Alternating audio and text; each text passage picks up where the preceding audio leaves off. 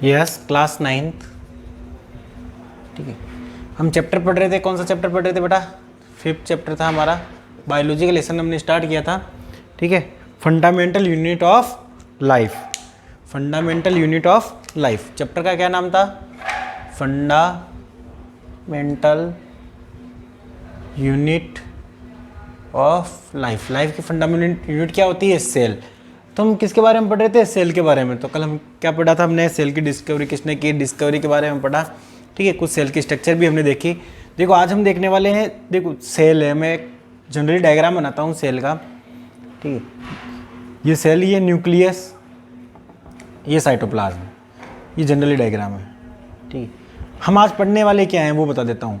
देखो इसकी जो मेन स्ट्रक्चर है वो प्लाज्मा मेम्ब्रेन, इसको प्लाज्मा मेम्ब्रेन भी बोलते हैं, या इसको सेल मेम्ब्रेन भी बोलते हैं।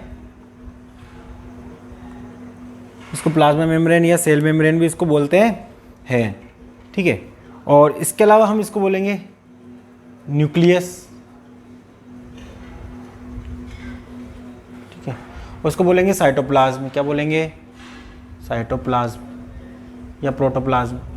ठीक है, तो आज ये जनरली स्ट्रक्चर बनाई है मैंने, इसके सेल ऑर्गेन्स नहीं बनाए हैं। तो आज हम पढ़ने वाले हैं इसकी सबसे आउटर लेयर।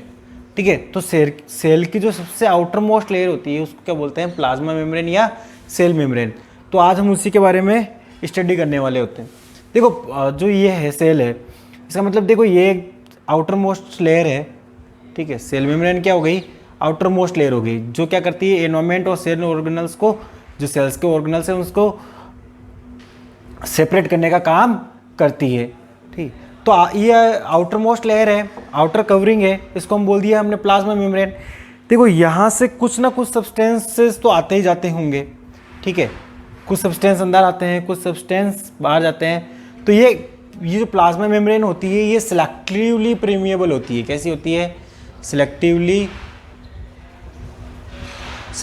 परमिएबल। ठीक है, ये प्लाज्मा मेम्ब्रेन होती है जो क्या होती है? सिलेक्टिवली परमिएबल होता है। मतलब कुछ सिलेक्टेड मॉलिक्यूल्स ही इस सेल के अंदर आ सकते हैं और कुछ सिलेक्टेड मॉलिक्यूल ही इस सेल के बाहर जा सकते हैं। ठीक है, तो वो जो अंदर कोई भी मॉलिक्यूल या सब्सटेंस सेल के अंदर आ रहे हैं और बाहर जा रहे हैं, तो वो कौन से मेथड द्वारा आते हैं? डिफ्यूजन। किसके द्वारा? डिफ्यूजन। अगर हम सब्सटेंस की बात करेंगे, अगर गैसेस की बात करें, मेनली गैसेस, तो गैसेस का जो मूवमेंट होता है वो किसके थ्रू होता है? डिफ्यूजन का। अगर मैं बात कर दूं वाटर, तो वाटर का जो मूवमेंट होगा वो किसके द्वारा होता है? ओस्मोसिस का। ओस्मोसिस के थ्रू। किसके थ्रू होगा बेटा? ओस्मोसिस के थ्रू। ठीक है, तो गैसेस का जो मूवमेंट है वो किसके थ्रू होगा? डिफ्यूजन का। देखो मैं बता रहा हूँ कि मैं कह रहा हूँ कि प्लाज्मा मेम्ब्रेन होती है जो सेल की सबसे आउटर मोस्ट लेयर होती है, इसके द्वारा देखो ये होती है जो सिलेक्टिवली परमिएबल होती है। इसका मतलब सिलेक्टेड जो सब्सटेंस होते हैं, ये सिलेक्टेड जो गैसेज होती है वो ही सेल्स के अंदर आ सकते हैं और वही सेल के बाहर जा सकते हैं, इसलिए हमने इसको क्या बोला? सिलेक्टिवली परमिएबल बोला। ठीक है, जो गैसेज का जो मूवमेंट होता है वो डिफ्यूजन के द्वारा होता है और वाटर का जो मूवमेंट होता है वो ऑस्मोसिस के द्वारा होता है। अब हम देख लेते हैं डिफ्यूजन क्या होता है और ऑस्मोसिस क्या होता है। देखो बेटा, जैसे ये सेल है, ठीक, ये हम कह रहे हैं कि सेल मेम्ब्रेन है, सेल मेम्ब्रेन या प्लाज्मा मेम्ब्रेन। ठीक है, ये सेल मेम्ब्रेन है। अब हम कह रहे हैं ये सिलेक्टिवली परमिएबल है। कैसी है? Selectively permeable. अब यहां से जो गैसेस का जो मूवमेंट होगा वो किसके थ्रू होगा? डिफ्यूजन के थ्रू। किसके द्वारा? डिफ्यूजन के थ्रू। अभी मैंने आपको बताया था किसके थ्रू होगा? डिफ्यूजन। देखो अगर जैसे यहाँ पर मेटाबॉलिक एक्टिविटी होती है तो यहाँ पर सपोज करो CO2 गैस ज़्यादा बन गई है, तो डिफ्यूजन में क्या होता है? Movement of substance from higher region to lower region. ठीक है, तो हम कह सकते हैं मूवमेंट ऑफ गैसेस, बोल दो movement of gases from higher concentration to lower concentration. देखो अगर देखो CO2 की मात्रा यहाँ ज़्यादा हो गई, अगर सपोज वो CO की जो क्वांटिटी है वो सेल के अंदर ज़्यादा है और बाहर कम है, तो CO2 क्या करेगा? यहाँ CO2 की हायर कंसंट्रेशन हो गई सेल के अंदर, और हम बात करें CO2 की बाहर की जो कंसंट्रेशन है वो कम है, तो CO2 की कंसंट्रेशन कहाँ ज़्यादा हो गई, सेल के अंदर, और के बाहर क्या हो गई, कम। तो CO2 किधर आएगी, सेल से बाहर की ओर, कहाँ जाएगी, CO2। वैसे अगर हम कह रहे हैं कि ऑक्सीजन की कंसंट्रेशन है वो बाहर की ओर ज़्यादा है और ऑक्सीजन की कंसंट्रेशन सेल के अंदर कम है, तो यहाँ पर क्या हो गया, हाई कंसंट्रेशन, क्या हो गया, ये हाई कंसंट्रेशन, ठीक है। और यहाँ क्या हो गया, लो कंसंट्रेशन, ठीक है। तो ऑक्सीजन किधर मूव करेगी, बाहर से अंदर की ओर मूव करेगी। इस तरह का जो मूवमेंट है इसको क्या बोलते हैं बेटा, डिफ्यूजन। क्या बोलते हैं, डिफ्यूजन। अभी हम बता रहे थे ओस्मोसिस, ठीक है। वही movement of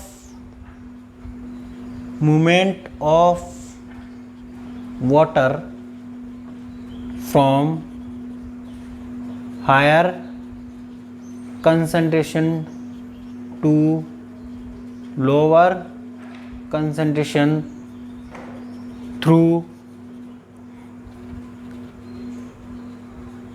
plasma, through selectively permeable membrane, through selectively permeable membrane, ठीक है। यहाँ तक ये बात समझ में आ गई, ठीक। तो देखो गैसेस का जो डिफ्यूजन होता है higher concentration to lower concentration, उसको बोलते हैं डिफ्यूजन।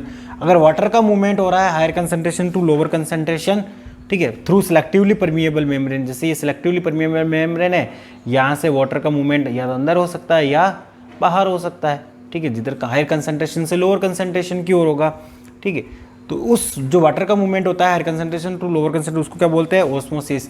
और गैसेस का होता है उसको क्या बोलते हैं, डिफ्यूजन, ठीक है। अब देखो 3 तरह का सॉल्यूशन होता है, वो देख लेते हैं अपन, हाइपोटोनिक, आइसोटोनिक और हाइपरटोनिक, ठीक है। देखो तीनों साथ में बता देता हूं मैं, hypotonic solution, isotonic solution, isotonic solution, एक होता है हमारे हाइपरटोनिक सॉल्यूशन। कौन सा, हाइपरटोनिक सॉल्यूशन।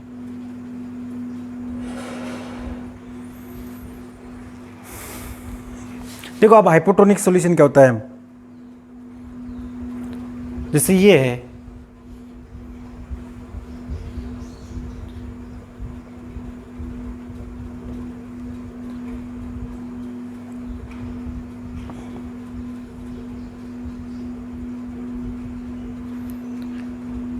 ये सेल हमने डाल दिए किसी सॉल्यूशन के अंदर।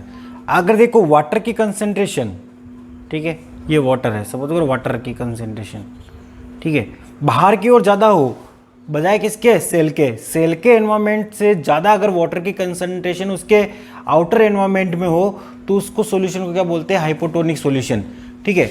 अगर वाटर की कंसंट्रेशन सेल के अंदर और एनवायरनमेंट के अंदर, उसके बाहरी एनवायरनमेंट के अंदर सेम हो तो उसको क्या बोलते हैं बेटा, आइसोटोनिक सॉल्यूशन।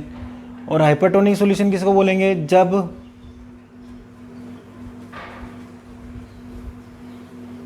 वाटर की कंसंट्रेशन सेल के अंदर ज़्यादा और वाटर की कंसंट्रेशन बाहर कम हो, ठीक है, तो उसको क्या बोलते हैं, हाइपरटोनिक सॉल्यूशन। तो इस कंडीशन में आपने सेल डाली है तो वाटर किधर मूव करेगा, वाटर बाहर की ओर ज़्यादा है और सेल के अंदर कम है तो वाटर किधर मूव करेगा, बाहर से अंदर की ओर। तो वाटर का जो मूवमेंट होगा वो किधर से किधर की ओर होगा, बाहर से अंदर की ओर। क्यों होगा, क्योंकि देखो बाहर की ओर वाटर की कंसंट्रेशन ज़्यादा है बजाय सेल के, तो अभी हमने बताया था ऑस्मोसिस के थ्रू वाटर किधर मूव करेगा, higher concentration to lower concentration, तो वाटर का मूवमेंट किधर होगा, बाहर से इस सेल के अंदर की ओर। इस कंडीशन में आपको पूछ ले कि वाटर का मूवमेंट किधर होगा, तो यहाँ पर नेट मूवमेंट होगा, जितना वाटर बाहर जाएगा उतना ही वाटर इस सेल के अंदर आ जाएगा, क्योंकि दोनों की कंसंट्रेशन क्या है, सेम है, ठीक है। और हाइपरटोनिक सॉल्यूशन में क्या होगा, हम कह रहे हैं कि देखो वाटर की कंसंट्रेशन मीडियम में बहुत कम है, ठीक है, जबकि सेल के अंदर वाटर की कंसंट्रेशन ज़्यादा है, ठीक है, तो वाटर किधर मूव करेगा, सेल से बाहर की ओर मूव करेगा। तो इसके यहाँ पर तो क्या होगी, सेल और ज़्यादा स्वेल हो जाएगी, फूल जाएगी ऐसे, ठीक है, जबकि यहाँ इस कंडीशन में क्या होगा, सेल श्रिंक हो जाएगी, सेल श्रिंक हो जाएगी। तो ये तीनों कंडीशन आपको याद रखनी है, कौन कौन सी, हाइपोटोनिक सॉल्यूशन, आइसोटोनिक सॉल्यूशन और हाइपरटोनिक सॉल्यूशन। इसके बाद जो हमारा टॉपिक है प्लाज्मा मेम्ब्रेन और सेल मेम्ब्रेन के बारे में पढ़ लेते हैं। मैंने आपको बता दिया था प्लाज्मा मेम्ब्रेन या सेल मेम्ब्रेन एक ही है, उसको क्या बोलते हैं, प्लाज्मा मेम्ब्रेन भी कह दो चाहे उसको आप सेल मेम्ब्रेन भी कह दो।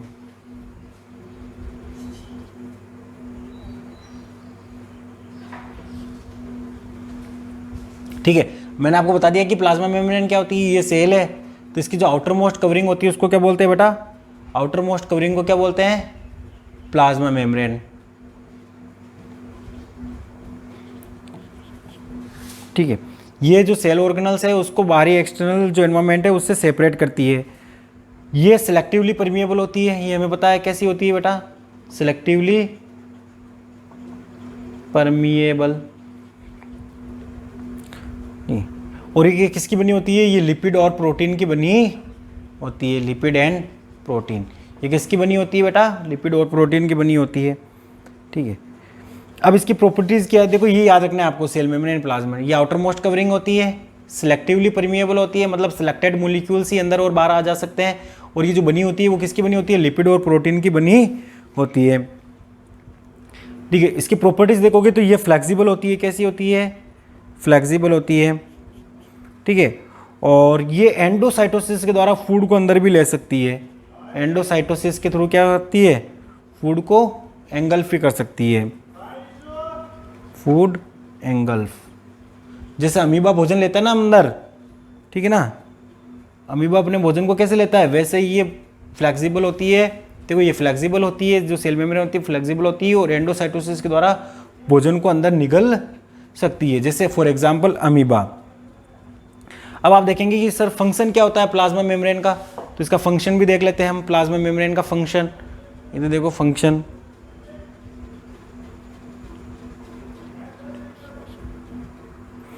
ठीक है, ये इट परमिट्स, ये क्या करती है, परमिट करती है the entry and exit of some material,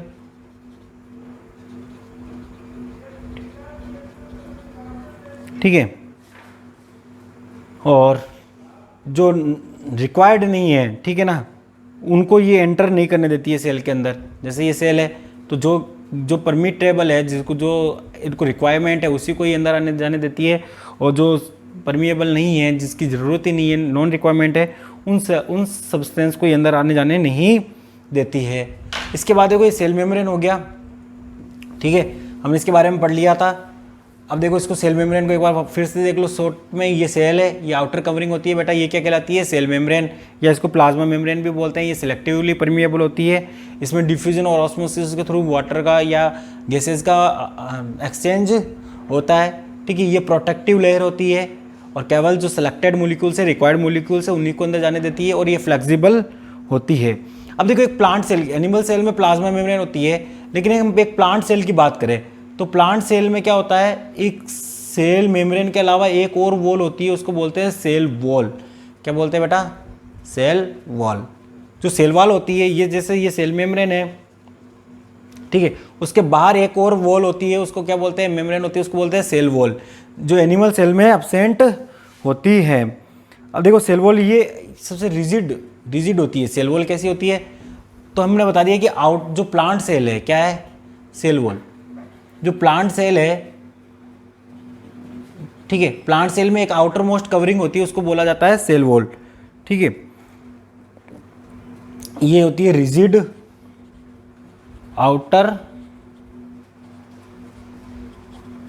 covering, ठीक है, in addition to the plasma membrane. तो प्लाज्मा मेम्ब्रेन के अलावा एक और वॉल होती है, उसको क्या बोलते हैं बेटा, सेल वॉल बोला जाता है, ठीक है। ये प्लांट में पाई जाती है, किसमें पाई जाती है, प्रेजेंट इन प्लांट। और ये किसकी बनी होती है, ये सेलुलोज की बनी होती है। किसकी बनी होती है, सेलुलोज की बनी होती है। और ये जो प्लांट सेल है उसको ये स्ट्रेंथ प्रोवाइड करती है, क्या, रिजिडिटी प्रोवाइड करती है, इसको एक ताकत प्रोवाइड करती है, ठीक है। अब इसके फंक्शन देख लो, सेल वॉल के फंक्शन क्या होते हैं।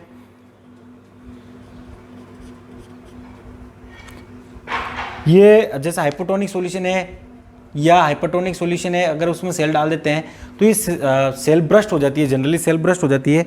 तो ये सेल को ब्रस्ट होने से रोकती है, प्रिवेंट सेल ब्रस्टिंग, यानी ये सेल को फटने से रोकेगी। आसानी से सेल फटेगी नहीं, टूटेगी नहीं, ब्रस्टिंग नहीं होगा उसका, ठीक है। ये हो गया। तो इसका मेन यही है कि ये जो प्लांट सेल है उसको रिजिडिटी प्रोवाइड करती है, स्ट्रॉन्गनेस, स्ट्रेंथ प्रोवाइड करती है और सेल्स को ब्रस्ट होने से रोकती है। ये सेलुलोज की बनी होती है, प्रेजेंट होती है प्लांट्स के अंदर। इसके अलावा फंगस में भी प्रेजेंट होती है, बैक्टीरिया में भी प्रेजेंट होती है। किसके अंदर प्रेजेंट होती है? फंगई में प्रेजेंट होती है, बैक्टीरिया में भी ये प्रेजेंट सेल वॉल प्रेजेंट होती है। अब एक वर्ड है प्लाज्मोलाइसिस। प्लाज्मोलाइसिस क्या होता है देख लो। प्लाज्मोलाइसिस कहते हैं when a living plant cell lose water through the osmosis where shrinking और concentration of the content of cell away from the cell, this phenomenon is called plasmolysis. देखो जब हमने इसको किस में डाल दिया, सेल को हाइपरटोनिक सॉल्यूशन में डाल दिया है। किस में डाल दिया? अगर आपने इसको, ये सेल है, इसको आपने डाल दिया हाइपरटोनिक सॉल्यूशन में। किस में? इसको हमने डाल दिया हाइपरटोनिक सॉल्यूशन में। अगर हमने सेल्स को हाइपरटोनिक सॉल्यूशन में डाल दिया है तो सेल्स से वाटर का मूवमेंट किधर होगा? बाहर की ओर होने लग जाएगा। तो सेल जो होगी वो कैसी हो जाएगी? ऐसे श्रिंक हो जाएगी। क्या हो जाएगी? बिल्कुल सिकुड़ जाएगी। ये सेल्स कैसी हो जाएगी? श्रिंक। और इसका जो मटेरियल है प्लाज्मा, अंदर का जो साइटोप्लाज्म है वो बिल्कुल सिकुड़ जाएगा, ठीक है ना। इस प्रोसेस को क्या बोलते हैं बेटा? प्लाज्मोलाइसिस। क्या बोलते हैं इसको? प्लाज्मोलाइसिस, ठीक है। तो आज हमने पढ़ा सेल मेम्ब्रेन के बारे में, सेल वॉल के बारे में, प्लाज्मोलाइसिस के बारे में, उनकी स्ट्रक्चर क्या होती है, उनके फंक्शन क्या होते हैं, ठीक है। इसके अलावा हमने 3 सॉल्यूशन के बारे में पढ़ा, हाइपोटोनिक, आइसोटोनिक और हाइपरटोनिक सॉल्यूशन, और डिफ्यूजन और ऑस्मोसिस के बारे में पढ़ा। इनसे रिलेटेड अगर कोई प्रॉब्लम हो तो आप ज़रूर बताएं।